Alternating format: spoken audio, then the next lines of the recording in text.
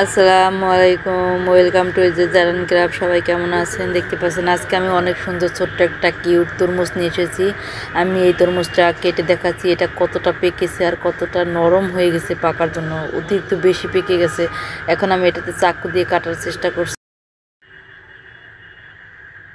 ভিতরটা কিন্তু অনেক লাল হয়েছে, দেখতে পাচ্ছেন, একটু দেখিয়ে দিলাম। ওয়াও, ভিতরটা পেকে একেবারে টুকটুকে লাল হয়ে গেছে আর তরমুজটা বেশি পাকার জন্য অনেক নরম হয়ে গেছে।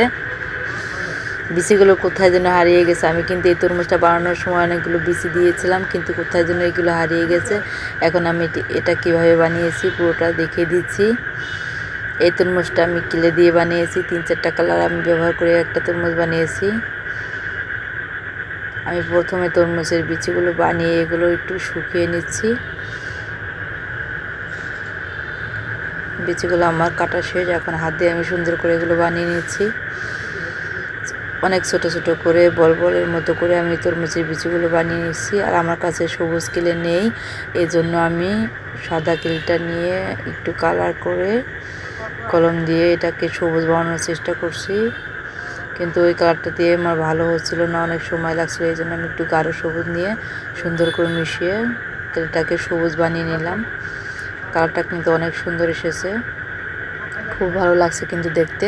এখন আমি লাল কিলে নিয়ে সুন্দর করে এটাকে আমি গোল করে ভিতরটা এইভাবে করে এর ভিতরে আমি সুন্দর করে বিচিগুলো সেট করে দেবো, সুন্দর করে যেন তরমুজ কাটলে বিচিগুলো দেখা যায়, দেখতে অনেক সুন্দর লাগে, অনেক ভালো লাগে। এইভাবে তরমুজ বানিয়ে কিন্তু বাচ্চারা খুব সহজে খেলতে পারে অনেক সুন্দর করে, খুব ভালো লাগে কিন্তু এই খেলে তরমুজগুলো।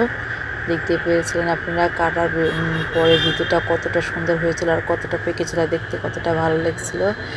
আমার ভিডিওটা দেখে যদি আপনাদের একটু ভালো লেগে থাকে, প্লিজ চ্যানেলটাকে সাবস্ক্রাইব করার অনুরোধ রইল। আর হ্যাঁ, একটা লাইক কমেন্ট করতে কিন্তু ভুলবেন না। যারা যারা লাইক দিতে ভুলে গেছেন প্লিজ একটা লাইক করে দেন। এখন এইভাবে আমি তরমুজটাকে সুন্দর করে বানিয়ে নিয়েছি। আপনারা ভিডিও দেখেই বুঝতে পারছেন আমি কীভাবে বানাচ্ছি, ভিডিওটা সুন্দর করে দেখে শিখে নেবেন। এখন আমি লাল কিলটারও সুন্দর করে গোল করে এর উপর দিয়ে আমি একটু তরমুজের ভিতরে একটু সাদা থাকে, সেই জন্য আমি সাদা কালারটা একটু দিয়ে সুন্দর করে ডেকোরেশন করে নিলাম।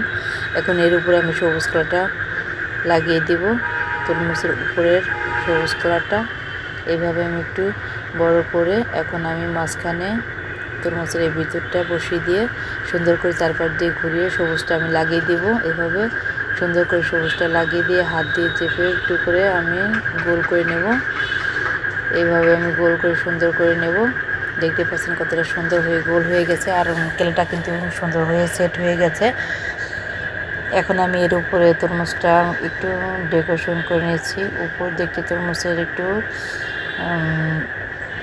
সুন্দর শেপ দিয়ে নিয়েছি, তরমুজের শেপটা এভাবে লম্বা করে আমি হালকা একটু সবুজ কালার নিয়ে এখান থেকে আমি সুন্দর করে আঁকা বাঁকা করে একটু ডিজাইন করে দিচ্ছি। তরমুজের গায়ে কিন্তু এভাবে ডিজাইন করা থাকে, সুন্দর করে এভাবে আমি পুরোটা লাগিয়ে দিচ্ছি।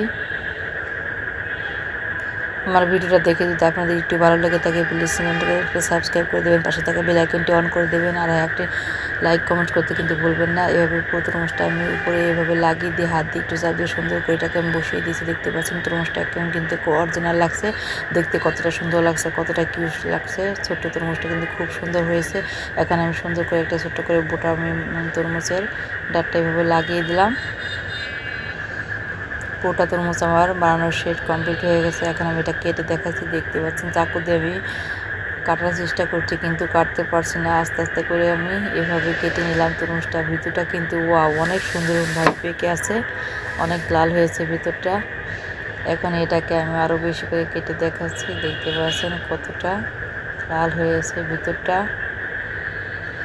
ওয়াও, অনেক সুন্দর লাগছে কিন্তু। এতক্ষণ ভিডিওটা দেখার জন্য আপনাদের সবাইকে অসংখ্য অসংখ্য ধন্যবাদ।